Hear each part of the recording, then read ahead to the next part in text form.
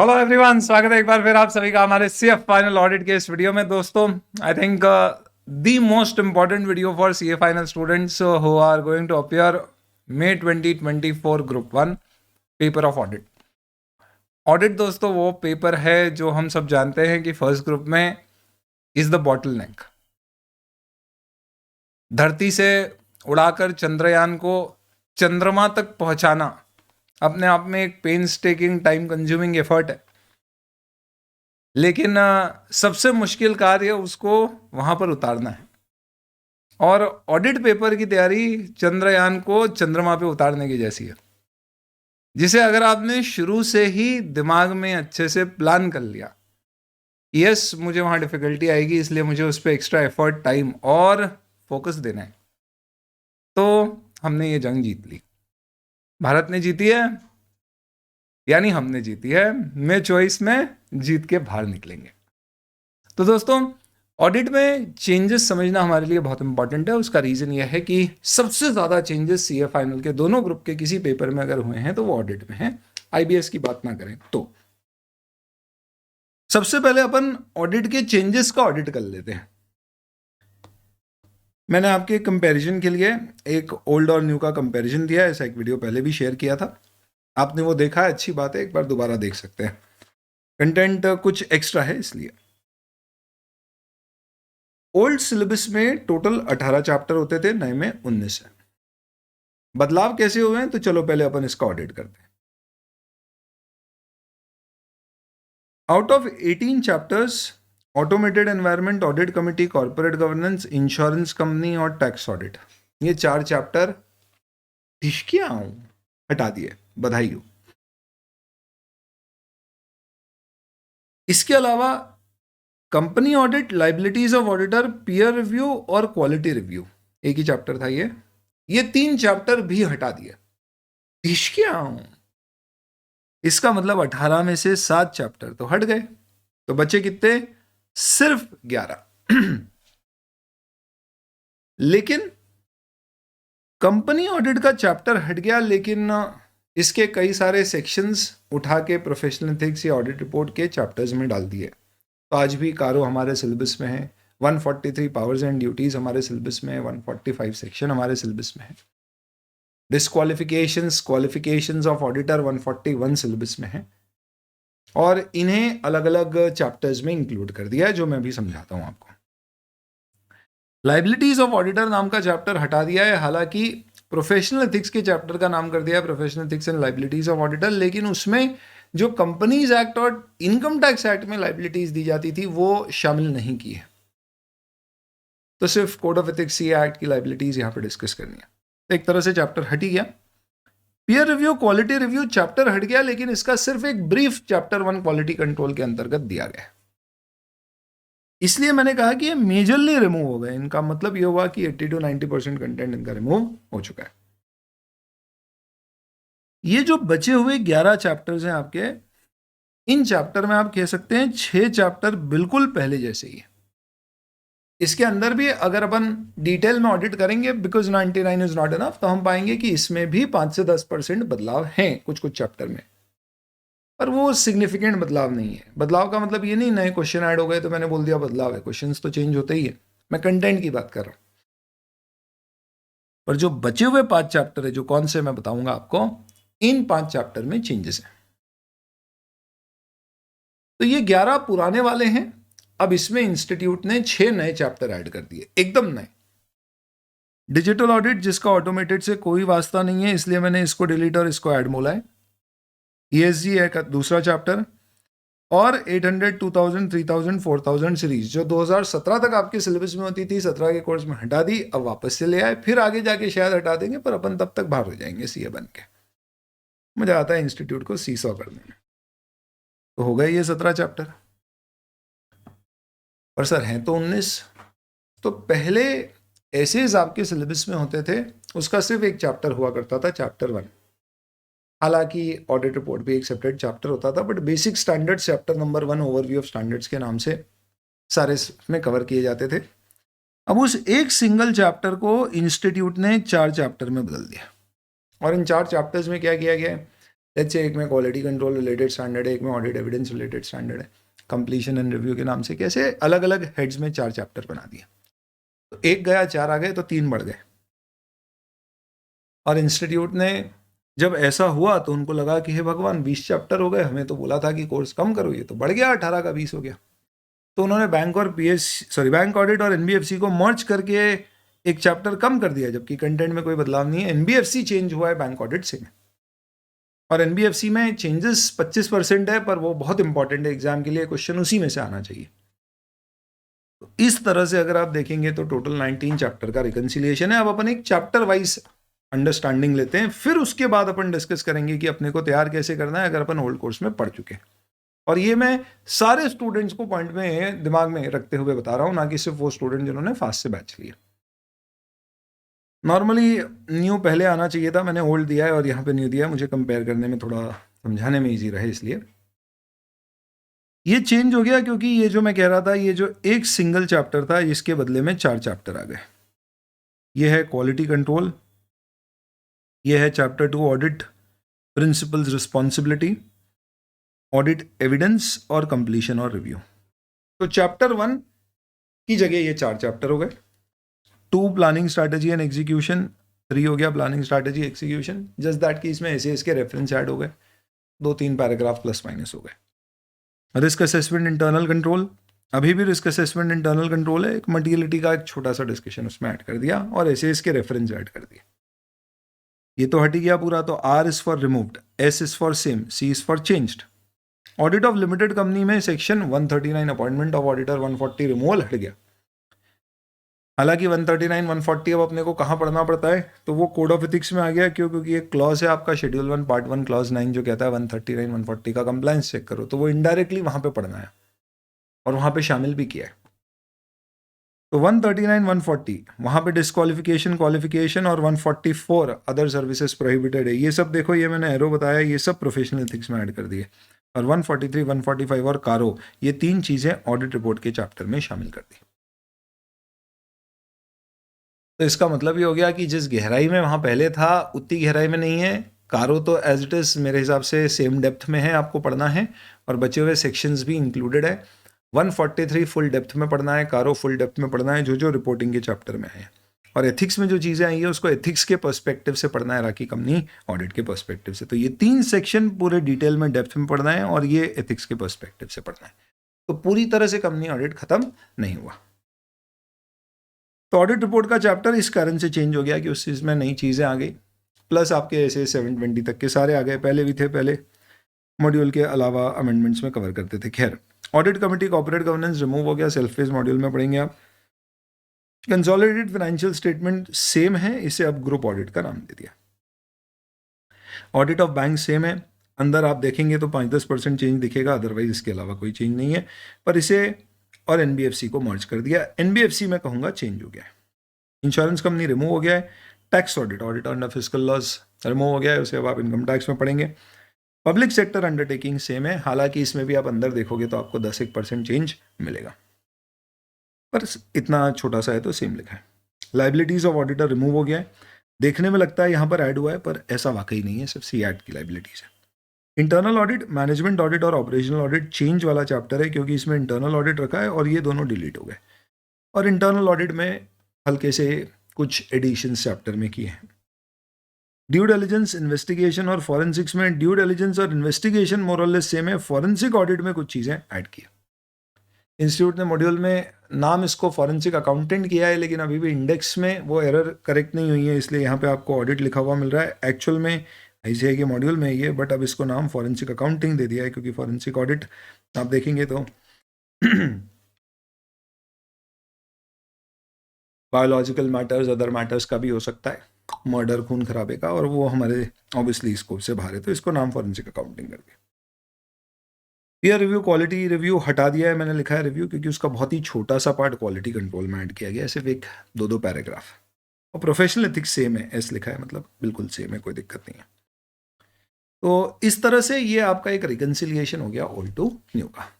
अब सवाल आता है कि हमको तैयारी कैसे करना है। बहुत सिंपल है, तैयारी करना नहीं है, समझना तैयारी कैसे करना है। ये न्यूली एडेड में तो कोई डाउट ही नहीं है कि आपको ये 100% पढ़ना पड़ेंगे। और ये सारे के सारे चैप्टर के रेगुलर बैच के वीडियोस फास्ट की ऐप पर मैंने अपडेट कर दिए हैं प्रीवियस बैच के स्टूडेंट्स के लिए। अगर आपकी फास्ट की आपकी वैलिडिटी एक्सपायर हो गई, आप एक्सटेंड करा सकते हैं। पर हम बहुत पुरानी बैच के हैं तो फिर उस पर्टिकुलर केस में क्या होगा, आने वाले समय में यूट्यूब पर रिविजन वीडियोस भी आएंगे जिसमें समय लगेगा, लेकिन पावर बैच भी है जो आपको फ्रीली एक्सेसिबल है, जिसके बारे में मैं आखिरी में वीडियो में बताऊंगा। और वो सारे स्टूडेंट्स के लिए है, फास्ट के स्टूडेंट्स के लिए फ्रीली एक्सेसिबल है, भले ही आप 3 साल पुराने स्टूडेंट हैं, स्टूडेंट फास्ट के। 6 पूरे तरह से पढ़ना है। और सबसे बड़ी टिप आपको चाहिए ऐसे बेस चैप्टर में मेरी तरफ से, आपने पहले ऐसे बेस चैप्टर को स्टैंडर्ड्स के अनुसार पढ़ा है, आप उससे कंफर्टेबल हैं, आप उसी स्ट्रैटेजी पे स्टिक रहिए, आपको बदलने की कोई जरूरत नहीं। बस ये ध्यान रखिएगा कि उस स्ट्रैटेजी से पढ़ने में आपको फायदा ये है कि आपने जो पढ़ा है आप उसी को फॉलो कर रहे हैं और स्टैंडर्ड में कोई बदलाव नहीं हुआ है, तो एग्जाम पॉइंट ऑफ व्यू से कोई दिक्कत नहीं होना चाहिए। बट भी ऐसा संभव है कि आप कई चीज़ें ज़्यादा पढ़ रहे हैं और हो सकता है कुछ चीज़ों को आप थोड़ा बहुत वैसे नहीं पढ़ रहे जैसे अब मॉड्यूल में दिया गया, क्योंकि स्टैंडर्ड में कोई चीज़ लेट्स से फॉर एग्जाम्पल ऐसे एक्सप्लेन की गई है तो हो सकता है मॉड्यूल में उसके इतने ही पॉइंट और एग्जाम में वो शायद इतने ही एक्सपेक्ट करेंगे। उस पर्टिकुलर कॉन्टेक्स्ट में हमें क्या करना चाहिए, सर आप मुद्दे की बात बता दो बस और कुछ मत करो, तो इसका जवाब ये है, आपने एसेज अपने तैयारी कर रखी है और आप उससे कंफर्टेबल हैं, स्टिक टू दैट। मान के चलिए कि आप जो पढ़ रहे हैं वो हो सकता है 20% एडिशनल पढ़ रहे हो कहीं ना कहीं कंटेंट को, कहीं कुछ ऐसा भी हो सकता है कि कुछ जगह आप आंसर थोड़े से ज़्यादा एलाबोरेट लिखेंगे इन कंपैरिजन टू आप जो इंस्टीट्यूट के मॉड्यूल में दिए हैं, क्योंकि पहले आपको एसेज बेयर से पढ़ने को कहते थे, अब कहा है बेयर तो आपके कोर्स में है लेकिन अब हमने चैप्टर में ही दे दिए हैं स्टैंडर्ड, तो आप यहाँ पे स्टिक कर सकते हैं अपने आप। पर्टिकुलरली कुछ एसेज अगर आप देखेंगे तो उसमें इंस्टीट्यूट ने कंटेंट दिया ही नहीं है, सिर्फ चार्ट दिए, audit evidence completion and review, primarily 500 series, और उन्होंने कहा है कि हम कोई थ्योरी क्वेश्चन नहीं पूछेंगे, प्योर एप्लीकेशन बेस्ड क्वेश्चन पूछेंगे। तो वहां पे और ज़्यादा हो सकता है कि आप वो पढ़ेंगे अप्रोच से जाएंगे तो थोड़ी थ्योरी है तो आप ज़्यादा पढ़ेंगे। उसके बावजूद भी मैं कहूँगा you can stick to that particular approach, there is no major issue. लेकिन आपने अभी पढ़े ही नहीं है, या बहुत पहले पढ़े थे भूल गए हैं, या अब आप वैश पढ़ना चाहते हैं, आप चाहते हैं कि भाई I don't want to take any single % chance with audit, then you should change your strategy and then you should follow standards through the modules. इसका रीजन एक और है और वो ये है, इंस्टीट्यूट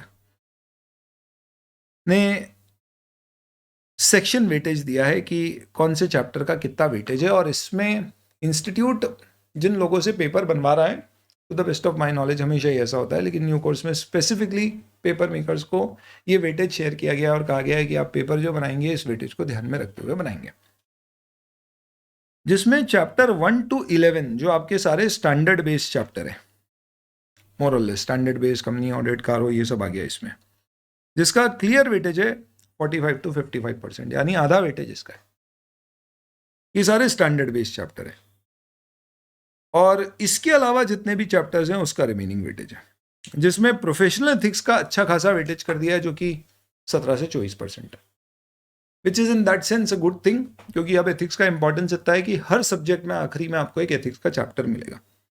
तो अभी ऑफ लेट एथिक्स का वेटेज आप देखते थे तो 12-12 मार्क के भी क्वेश्चन आते थे, कई बार 2 ही क्वेश्चन आए डिस्क्रिप्टिव में जो नॉर्मली 3 या 4 आते थे। इस बार अपन डेफिनेटली एक्सपेक्ट कर सकते हैं 12 से 16 मार्क का एथिक्स होगा। तो अगर मैं एथिक्स और एसेज इन दोनों को जोड़ लगा दूं तो इजीली मैं कह सकता हूं कि मेरा जो 70 मार्क का डिस्क्रिप्टिव पेपर है उसमें से बड़ी आसानी से 45 ऑड मार्क्स इससे कवर होना चाहिए और बचे हुए बाकी के सारे चैप्टर्स। तो एसेज क्रिटिकल है, इंपॉर्टेंट है हमारे लिए उस तरह से। हैविंग सेड दैट, अगर आप एकदम क्लियर स्ट्रैटेजी लेना चाहते हैं तो what we have done is regular batch 100% new course आने के बाद ही सब कुछ रिकॉर्ड हुए सारे lecture, same with faster, same with power job शुरू होगी, कोई ब्लेंडिंग नहीं, कोई एक भी पुराना लेक्चर नहीं। 1 जुलाई नया कोर्स आया, इंस्टीट्यूट का मटेरियल आया, उसके पहले का एक भी लेक्चर कहीं भी किसी भी पर्टिकुलर स्टेज पे रेगुलर फास्टर किसी भी बैच में नहीं हो ही नहीं सकता, क्योंकि पूरी किताब चेंज कर दी और किताब पूरी अब कैसी बनाई है, ICAI के मॉड्यूल के अनुसार बनाई। मैं आपके 2 मिनट लेना चाहूंगा इस चीज को आपको समझाने के लिए, बताने के लिए। Randomly let's say for example institute का मॉड्यूल हमारे पास है, वहाँ से मैं आपको बता देता हूँ. लेट्स से फॉर एग्जांपल ये I have, let's say for example, this particular chapter, which is what, chapter 4, motility risk assessment and all. तो जैसे पिंग में मार्क्ड है कि ये जो पिंग में है ये पुराने स्टडी मटेरियल में नहीं था, नए में है, ऐसा है, ठीक है. ये इसका पूरा इस तरह का कंटेंट है. सेम लॉजिक पे what we have done is we have design the new content. तो आपकी ये जो ऑडिट ब्रह्मास्त्र की बुक है, इसको भी ऐसे ही बनाया है कि क्योंकि इंस्टीट्यूट ने कहा 45 to 55% 1 to 11 चैप्टर है, तो हमने ब्रह्मास्त्र आपकी वॉल्यूम 1 में 45 to 55% कवरेज है, चैप्टर 1 to 11 कवर्ड है यहाँ पे, सारे स्टैंडर्ड बेस्ड चैप्टर. और ये कैसे कवर किए गए आप देख सकते हैं. पूरे स्टडी मटेरियल को कवर किया है विद कलर कोडिंग्स, इंपॉर्टेंट चीज़ों को हाईलाइट करते हुए, ताकि आप उस पर फोकस कर सके, कीवर्ड्स को बताते हुए. तो जैसे ये चैप्टर 1 है तो ये इस तरह से पूरा प्रेजेंटेड है. This is the book. ये रेड ब्रैकेट क्या है? ये वो चीज़ें हैं जो एसेज में हैं, ICI के मॉड्यूल में नहीं है, पर इस पे पास में क्वेश्चन आए तो मुझे लगता है इंपॉर्टेंट है, इसलिए मैंने इसे किताब में डाल के रेड ब्रैकेट दे दिया है, ये कहते हुए कि भैया ये ICI के मटेरियल में नहीं है लेकिन अपनी ब्रह्मास्त्र में. ऐसा कुछ भी नहीं है जो ICI के मटेरियल में और ब्रह्मास्त्र में नहीं है, पर ऐसी कुछ चीज़ें जो एक्स्ट्रा है वो रेड ब्रैकेट दी हुई है. और ये पूरे कंटेंट का मुश्किल से 10% होगा.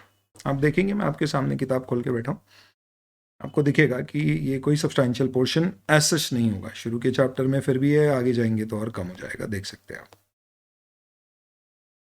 तो ये इस तरह से पूरे चैप्टर डिजाइन किए गए.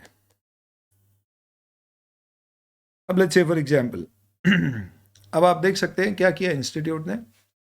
रैंडमली एक चैप्टर 3 आया तो इंस्टीट्यूट ने कुछ स्टैंडर्ड्स यहाँ पे उठा के इन चैप्टर्स में डाल दिए. तो ऐसा नहीं है कि चैप्टर 1 में 200 सीरीज है, 2 में 300 सीरीज है, उन्होंने रिलेटेड चैप्टर्स को कनेक्ट करके इस तरह से चैप्टर्स बनाए. तो यहाँ पे ये वाले सारे स्टैंडर्ड्स आपके कवर होते हैं. फिर मैं आता हूँ आपके चैप्टर 4 पे, which is just the study material chapter which you are referring to. तो इसको क्या किया है, उसी लॉजिक पे जैसे आपके मॉड्यूल में दिया गया है, यहाँ पे डिस्कस किया गया. तो materiality, risk assessment, identification of risk, कोई इंपॉर्टेंट चार्ट है तो वो, ये सारी की सारी चीज़ें सेम इस लॉजिक से. Materiality, identification of risk, risk component, obvious सी बात है, इसको समराइज किया गया, पूरा का पूरा कंटेंट एज इट इज नहीं लिया गया. तो अब ये पूरा content including all the standards ICI के स्टडी मटेरियल के हिसाब से बना लिया गया. तो अब आप इससे पढ़ रहे हो तो no you are rest assured कि हाँ ठीक है, ये मेरी कवरेज है, मुझे इसको एग्जाम में इसी तरह से कवर करना है. इससे आप जो पहले पढ़ते थे उससे डेफिनेटली आपकी कवरेज कम हो जाएगी, आपको कम पढ़ना पड़ेगा. प्लस प्रिसाइसली वही पढ़ना है जो एग्जाम में लिखना है, क्योंकि अब एसेज ओपन एंडेड नहीं है जैसे पहले होते थे. मैं ये नहीं कह रहा कि इसके बियॉन्ड क्वेश्चन नहीं आ सकता, और कुछ अटेम्प्ट के बाद ही पता पड़ेगा, बट नेवरदलेस नॉर्मली इंस्टीट्यूट का मॉड्यूल है तो स्टिक करेंगे. तो नंबर 1 आपकी अप्रोच क्या होना है, 6 चैप्टर नए पूरे पढ़ना है. एसेज की मैंने आपको दे दिया, डिसीजन आपका है. और इनके अलावा जो बचे हुए चैप्टर है उसमें आपको क्या करना पड़ेगा, तो जो चैप्टर आपके पहले जैसे ही हैं, जिनमें कहीं कोई चेंज है ही नहीं, उसमें तो कोई प्रॉब्लम नहीं है, आप पुराने कंटेंट जैसे भी पढ़ा है आपने वैसे पढ़ लें. और जिनमें भी हल्के फुल्के चेंजेस हैं उनके यूट्यूब पर रिविजन वीडियोस आएंगे, आप वहाँ से या पावर बैच से कवर कर लें. बाकी ऐसा नहीं है कि उसके चेंजेस इतने सिग्निफिकेंट है कि आपको बहुत दिक्कत देने वाले हैं या कुछ है. यानी 6 चैप्टर प्राइमरली आपको नए करना है, ऐसे की अप्रोच आपको डिसाइड करनी है, बाकी रिविजन वीडियोस के थ्रू मैनेजेबल है. आप चाहते हो सर मैं तो एकदम बढ़िया सब कुछ फ्रेश कर लूँ, क्योंकि मैं ये बैंडेड अप्रोच नहीं चाहता कि भैया फट गया है और सील के हम क्या कर रहे हैं, उसी कपड़े को बार बार पहन रहे हैं. तो उस केस में आपकी अप्रोच ये होना चाहिए कि अगर आपको समय परमिट करता है, and I am not saying कि आपके ऑलरेडी पढ़ाई हो चुकी है तो आप इसको रिकमेंडेड है, बट लेट्स से आपका एक ही ग्रुप है, आप समय देना चाहते हैं extra, then in that case फिर आप नई बुक सब्सक्राइब करके उसको फ्रेश पढ़िए. बेस्ट तरीका पढ़ने का क्या होगा तो मैं अब आपको बैचेस के बारे में बताता हूँ. Regular batch 46 lecture all fresh lectures के साथ हमने पूरी coverage with all the questions, study material plus पुराने क्वेश्चन जितने रिलेवेंट है सारी क्वेश्चन बैंक में ऐड करके, जो जो इररिलेवेंट है सब डिलीट करके fresh question bank along with MCQ practice in the class with a lot of real life example which help you not just to understand the whole subject conceptually but remember it through examples, not just mnemonics. Faster में क्या होता है, practical life scenarios का usages कम हो जाता है, speed थोड़ी सी बढ़ जाती है, कवरेज 100% होती है. आम जनता इसे एग्जाम ओरिएंटेड बैच कह सकती है, जिसे हम फास्टर कहते हैं, क्योंकि हमारे लिए रेगुलर मतलब 100% क्लास में हुआ. फास्टर में क्लास में ही होती है सारे कंसेप्ट, पर क्वेश्चन आंसर सारे क्लास में सॉल्व नहीं होते, थोड़े से होते गाइडेंस पॉइंट ऑफ व्यू से बस.